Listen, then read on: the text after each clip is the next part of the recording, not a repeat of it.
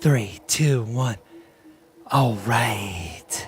Welcome back, ladies and gentlemen. It's your boy Razor from RazorTube coming at you with some more Rust Console Edition action today. And before we get into today's topic, hit that notification bell, hit that sub button, hit the like button with your chubby little fingers, because we're going to get into some deep stuff about the Rust Console Edition. Anyways, if you're new to the channel, drop that sub and like right now. All right, so let me turn this garbage. Let me turn this garbage off. So I've been out because I've been ill. Okay, I haven't been able to share my excitement with you guys, but now I can. I'm feeling a little bit better. We're about 80% better, so we're going to talk about it. So today's topic, we're going to talk about the custom server update, farms, and horses for the Rust Console Edition, the PlayStation 4, PlayStation 5, Xbox Series X, Xbox One X, and all the OG consoles out there. Now, if you don't have it, let me just say, on the PTB right now, Power Surge is out. If you go and buy the skin pack on the Microsoft store or the Sony store, right now, you can get the public testing branch for the Rust Console Edition to go play Power Surge, which is the electricity version, update that just came out for the Rust Console Edition. So go do that right now if you don't have it. It's been a blast. I'll be doing a ton of videos on the electricity portion as soon as we get through this one. Anyways, all right, so custom server update and farms and horses. What can we expect? Well, first off, farms. Pretty legit. It works exactly like electricity. So Power Surge, right? That just came out. It basically farming 2.0 or farming in general works just like electricity. How is that? Well, it's used with the same logic. With instead of using, an electrical or a wire tool, you're using a hose tool. So the hose connects to some sprinklers that waters your crops, and there's a gaming loop around the crops inside of Rust, which you take the crops, which are berries and whatnot, and you can make teas. Teas offer you a lot of cool stuff like PvP buffs. There are PvE buffs. You can drink teas to get more health. You can drink teas to collect more ore around the map. It has everything you need as a Rust player, which is pretty unique in itself because you guys have never seen that on the Rust Console Edition. So you have the mixing table that will come in. You'll have cloning with the different types of crops you can grow. It's pretty legit. I like it.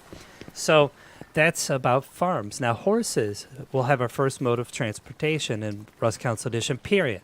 Across our 3K maps, our bigger maps on our side, at least when it comes to the comparing to the PC, right? We got 3K maps, they got 5K, whatever. Who cares? And we're going to have our first mode of transportation, which leads us to ranches, which you'll probably eventually have to purchase said horses. I think they'll release the horses first, and you'll be able to ride them, into the sunset as you please, but eventually you're going to have to pay for them just like the boats in Fishing Village. All right, but with that being said, let's talk about custom servers in a little bit of what Double 11 touched on in their last devblog. I know this might be old news for some of you, but I don't give a crap because I'm pretty excited about it. All right, so let's bring this in. So, with this being said, let's scroll up to some of the cool stuff that they were able to share with us recently. It says, although we don't have an estimated release date yet, which they don't, fine. We do have some progress on the custom servers.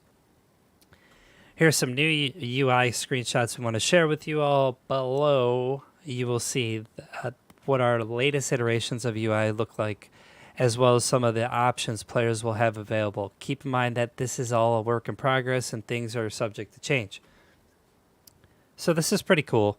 You can start to see that there's descriptions inside of the servers, right? You can start seeing those lines panned out and all the naming conventions that are attached to that. Also, you can start to see players and who are connected to those servers. Okay? Which is pretty cool. I like this. This is all good stuff that is coming out. This is all the stuff that we've been dying for on the Rust Console Edition. And then when you look at it, here's some admin tools. Now, they've already shared this stuff, and you guys have already seen this stuff in action.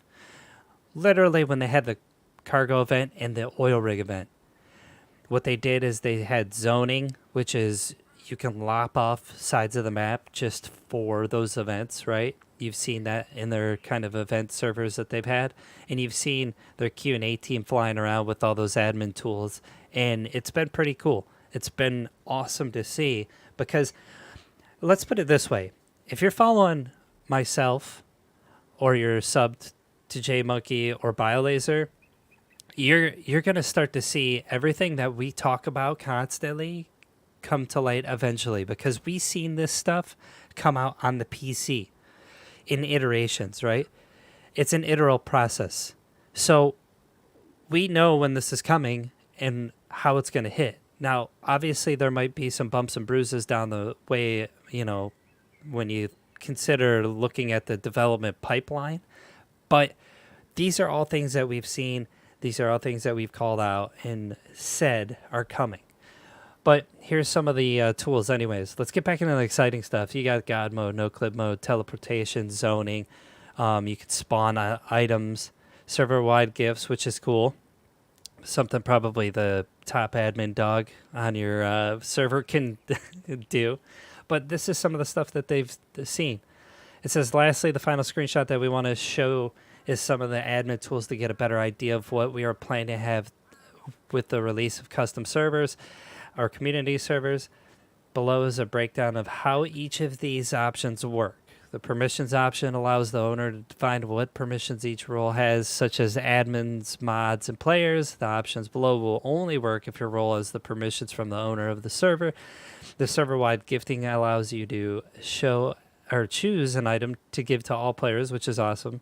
Spawning an item, obviously we know what that is. God mode, it'll prevent you from taking any damage at all.